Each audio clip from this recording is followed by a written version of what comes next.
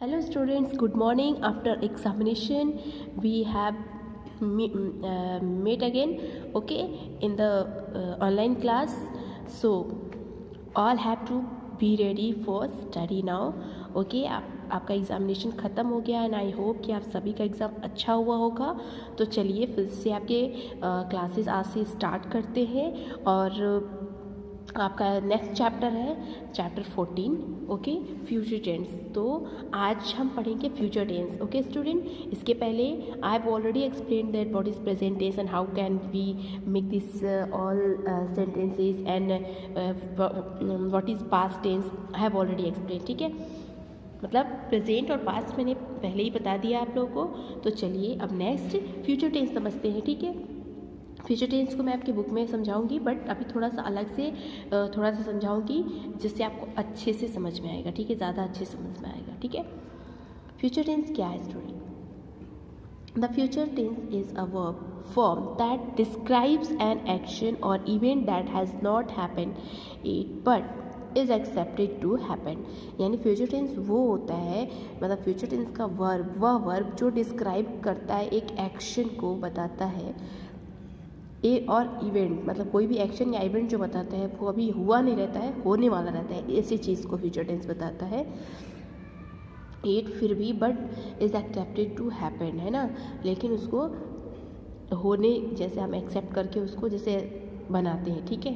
The future tense is marked by the use of auxiliary will और shall. यानी future tense जो होता है उसमें हम ऑक्सिलरी, कौन सा ऑक्सिलरी वर्ब यूज़ करते हैं? विल और सेल ऑक्सिलरी वर्ब यूज़ करते हैं। ऑक्सिलरी मीन्स मैं बता चुकी हूँ स्टूडेंट, ऑक्सिलरी मीन्स होता है हेल्पिंग वर्ब, ठीक है। हेल्पिंग या ऑक्सिलरी सेम होती है, तो वहाँ पे हम विल और सेल यूज़ करते हैं फ्यूचर टेंस में, यानी फ्यूचर इंडेफिनिट में, ठीक है।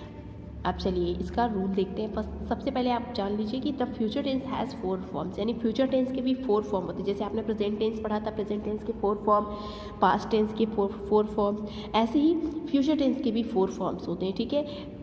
फर्स्ट होता है प्रेजेंट इंडेफिनिट और सिंपल फ्यूचर, फ्यूचर इंडेफिनिट और सिंपल फ्यूचर, यानी फ्यूचर इंडेफिनिट कहिए या सिंपल फ्यूचर, बात एक ही होती है, ठीक है। Future continuous, future perfect continuous, ठीक है। तो ये 4 फॉर्म्स होते हैं जिसमें से आपको 4 फॉर्म्स को पूरा पढ़ना है और उसको समझना है अच्छे से, ठीक है।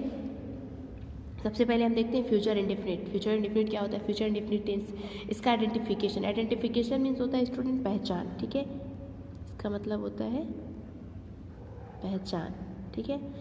तो सबसे पहले कोई भी टेंस जब हम बनाएंगे तो उसको हमें पहचानना ज़रूरी है कि किस सेंटेंस में है, तभी हम उसको क्या करेंगे, बना पाएंगे।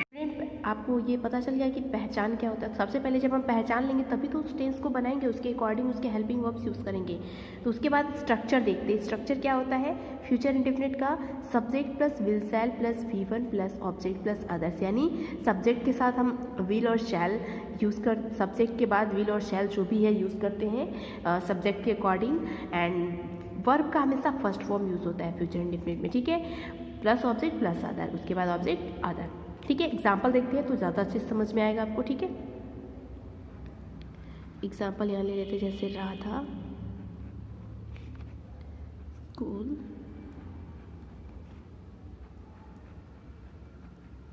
जाएगी, ठीक है।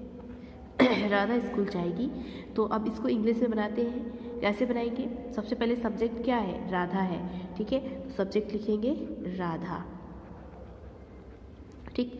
सब्जेक्ट के पास विल और सेल लगाना है। तो शैल हमेशा जो फर्स्ट पर्सन, जैसे पर्सनल प्रोनाउन होता है उसके साथ शैल यूज़ करते हैं, लेकिन ये एक अब मतलब ये बहुत कम ही लोग फॉलो करते हैं, अब ज़्यादातर विल ही यूज़ करते हैं, बट शैल भी यूज़ कर सकते हैं। वी के साथ और आई के साथ शैल यूज़ होता है, ठीक है। तो यहाँ पे हम विल लगाएंगे, बाकी सारा जितना बचता है सबके साथ विल लगता है, जैसे फर्स्ट पर्सन के साथ शैल लगता है।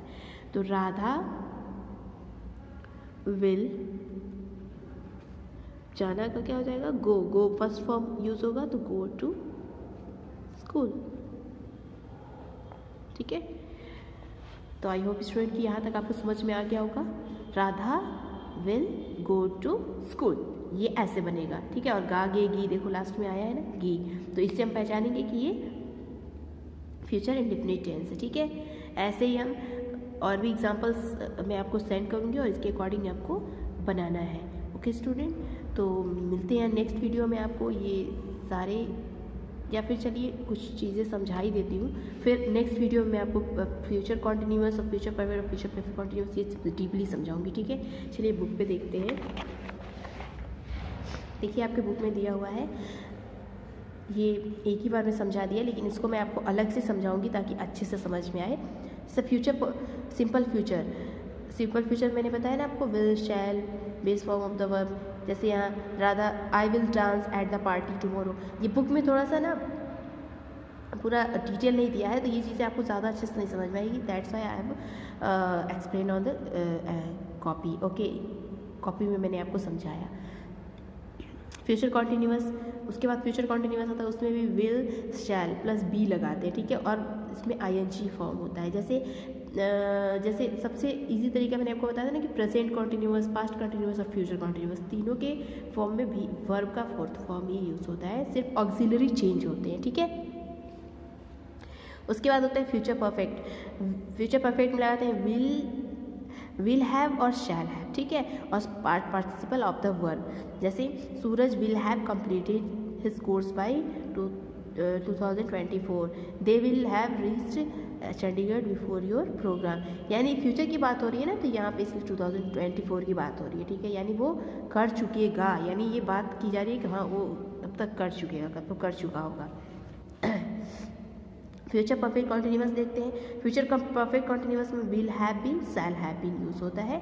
ठीक है, जैसे Suraj will have been watering the plants when his daughter leaves for school. Roma will have been learning music for 5 years next week. यानी देखो याद है ना 5 years, जो लास्ट वाला होता है, यानी जो आपने प्रेजेंट परफेक्ट कंटिन्यूअस भी पढ़ा होगा, पास्ट परफेक्ट कंटिन्यूअस भी पढ़ा होगा, फ्यूचर परफेक्ट कंटिन्यूअस भी जब आप पढ़ेंगे तो उसमें जो है टाइमिंग दी रहती है।